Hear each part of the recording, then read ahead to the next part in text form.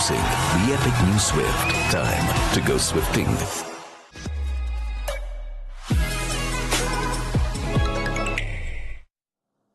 The sun is setting on the Sunrisers campaign. The difference of a big final, a team that scored in excess of 100 twice inside the power play this season, has barely managed to get a little over 100 after Pat Cummins won the toss and batted first. After that, it was all Kolkata Knight Riders. The swing of Stark and Weber Varora, the more than capable backup pace of Rana and Russell, and the spinners Varun and Sunil Narayan. Every KKR bowler amongst the wickets as SRH are bowled out for the lowest score in an IPL final. 113, they need more than a miracle from here. But we look back at how it all went right for KKR in the first innings of the final. On Maruti Suzuki Arena presents ESPN Cricket for Timeout, powered by JBL. Tom Moody, Mitchell McClenaghan, Varun Aaron and Wasim Jaffer, all of whom picked scores in excess of 180 at our pre-show, even in excess of 200. I will start with you, Mitch.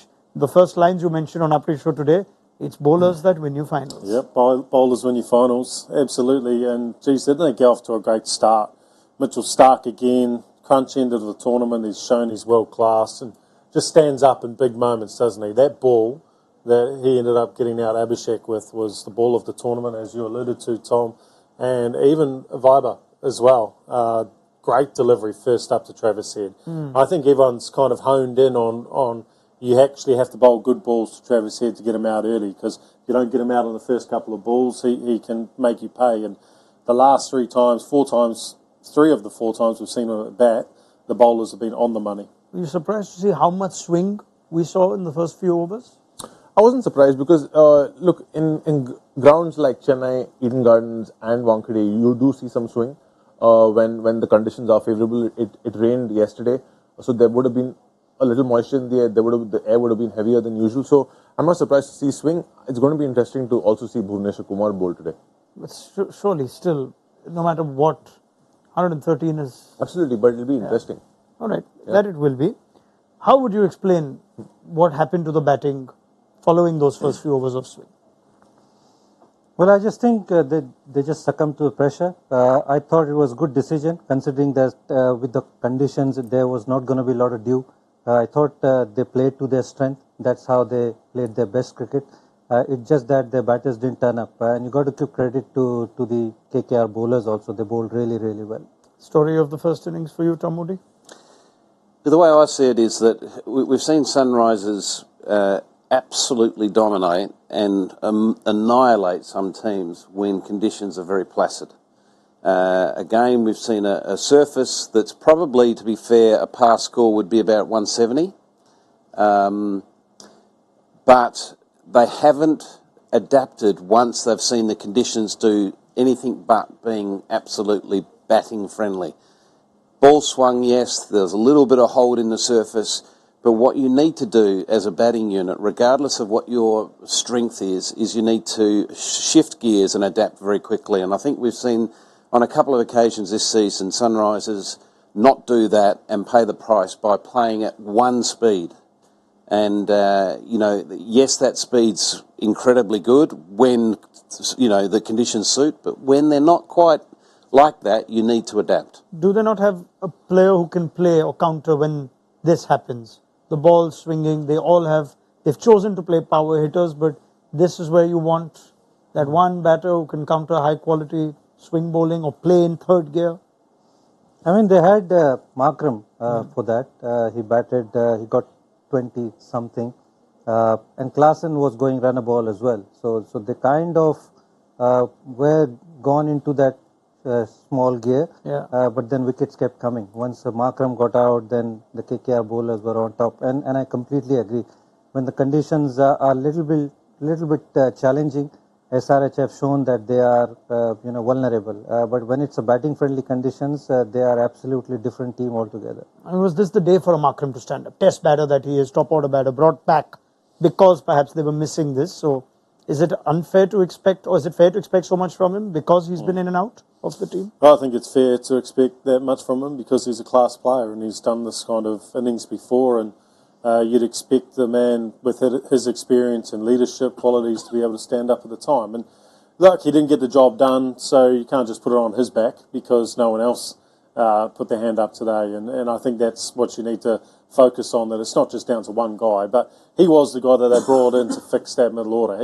He just needed someone to have a partnership with him at some point, which didn't really happen until Klaasen came to the wicket. Russell, the bowler, amongst the many things, if KKR get the job done, Russell will be an IPL champion playing in the final for the first time. Russell, the bowler, once again ensuring there was no late counter-attack. It just sums up the season he's had with the ball.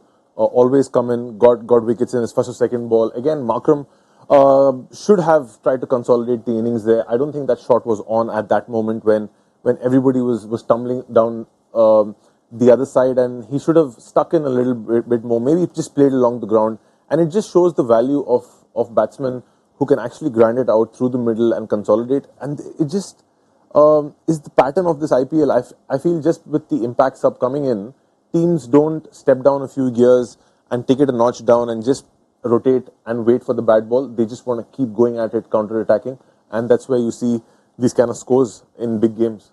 Would you agree with that? That it almost seemed like they didn't know what pace to go, even if they had spent a little time. Markram, Klaasen, is that a shot that's not on? Is it poor execution? Is it good bowling? I just think all the teams this year have been seduced with very good batting conditions. And therefore, the mindset has been very much around, how many sixes we can hit, how much can our total go beyond 200, again, making that assessment early and saying, hang on, look, 160 or 170 is going to be a good score here. How are we going to do that? We're going to do it with 3 good partnerships, and those partnerships may be a partnership of 30, 50 and 70. And if we have those 3 partnerships, we will have a score that I know our bowling attack can defend in these conditions, because we've got the likes of Bhuvaneshwar Kumar who can swing the ball around corners for fun. And we can be in this contest. At what stage should that have happened, in your opinion? Well, the Abhishek Sharma ball, they'll get any left-hander out in this competition every day of the week. So that's just a good ball. You're allowed to get a good ball.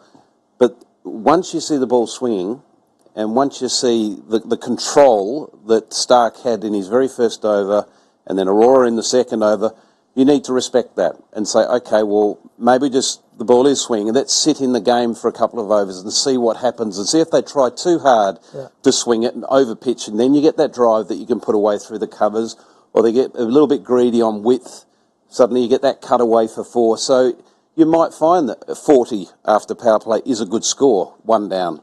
Like it's an old school brand of cricket. So does it almost mean a readjustment wherein Travis Head starts leaving that ball from Webb of Aurora, or Tripathi doesn't look to play that, because that's not what we expect is the brief to them, right? So it's not easy, I'm guessing, but is that the expectation realistically when the ball swings as much as it does? I mean, the ball is expected to swing for at least 2-3 overs. Probably did a little bit more today. But Travis Head's delivery, obviously, with that speed, sometimes you follow with the bat, with the ball swinging. But Tripathi's shot was a loose one, considering, he was the guy, obviously, who they were looking to, get them some momentum. I think he'll be disappointed with his shot. But close to that 4 over, 5 over mark, they should have understood that this is not 200 plus wicket. So on a scale of 1 to 10, how challenging was batting in the first half hour today? Is it really a difficult surface or difficult conditions? I think the conditions aren't great, if I'm going to be completely honest. And you would have loved to have seen an absolute shootout between these two sides. And I think these conditions tonight are probably the most favourable conditions for bowling we've seen in the whole tournament, without a doubt. We saw balls in the second over. They were going through the top of the wicket. They were actually popping with the new ball as well as that swing. So that makes it very difficult. And then we saw Harshad Rana come in straight away, and a couple of the slower balls within the first 8 overs were going sideways. So that is when the ball had stopped swinging, and yet Harshad Rana is effective. Why? Was effective. He got those balls to grip in the surface, and then the faster one came out and skidded on. So I think this is the most favourable bowling conditions we've seen in the whole tournament, which is such a shame when we've got 2 absolute batting powerhouses on show tonight. Is that not in the hands of the pitch curators? Because we know the BCCI takes control of it, but why has this led to this when we've had such a great, entertaining, high-scoring tournament to have? Are these good conditions for a final?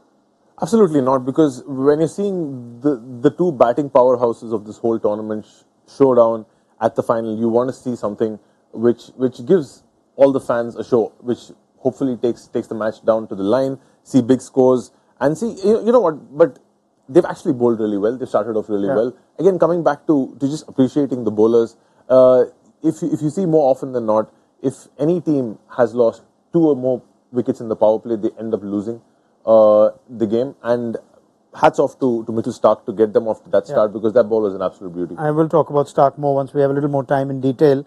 But if the 2 bowlers have said that's not good conditions, I don't need to waste my time. You'd love to. We'd love to bowl. It'd be great for us. With Wasim and with Tom. Very quickly, there are some comments coming even on our YouTube Live now. And Vijayendra says, Tom, possibly Markram and Klaasen weren't getting any loose balls to play the approach that you're suggesting. Well, I'm not sure what he's trying to say there. I think he's saying to get into third gear and wait for that ball that you perhaps will get. They weren't just getting loose balls? You can rotate the strike. You're allowed to get a single and get 6 singles and over. Right. So you reverse the pressure by strike rotation.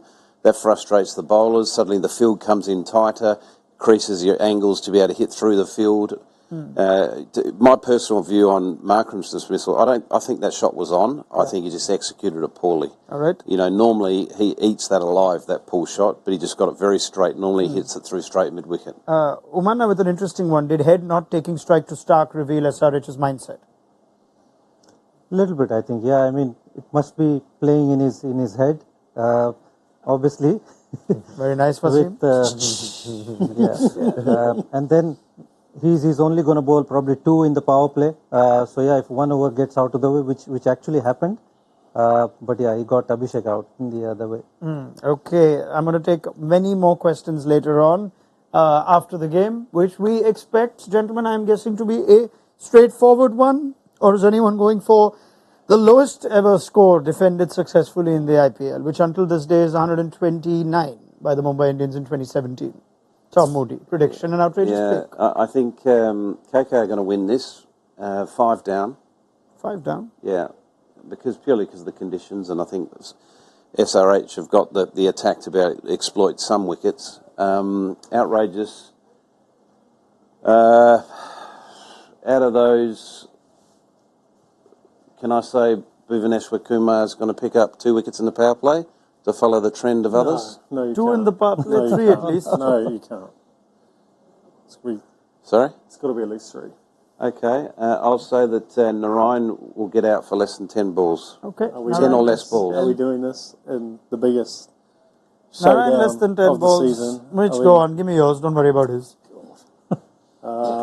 Jesus. Go on, Mitch. Give us something. Okay, Give us something ridiculous. KKR will be 4 down within the first 7. 4 down in the first 7. I'll take that.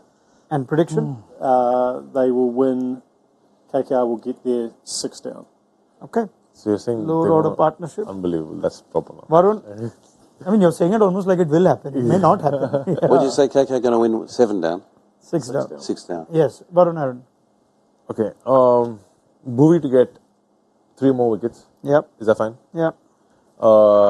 And KKR are going to win this in the 12th over. KKR 12th over, easy win. Oh, they'll be going hammering. They'll be hammering it in the 12th over then. They get 114. Wasim? KKR to win, 3 down in the power play. 3 down in the power play. Not One in these more, Wasim. conditions. Come on, one more. 4 down 4 in 8 overs. in 8. Just for that, it's still in negotiation. Let me take it. 4 in the first 7 and 4 in the first 8. All right.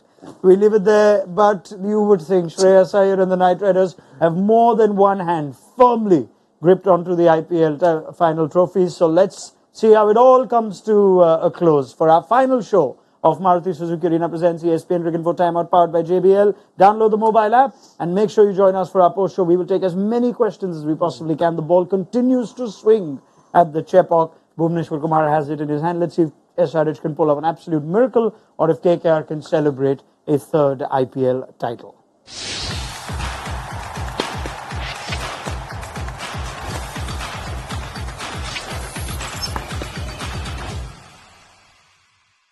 Introducing the epic new Swift. Time to go swifting.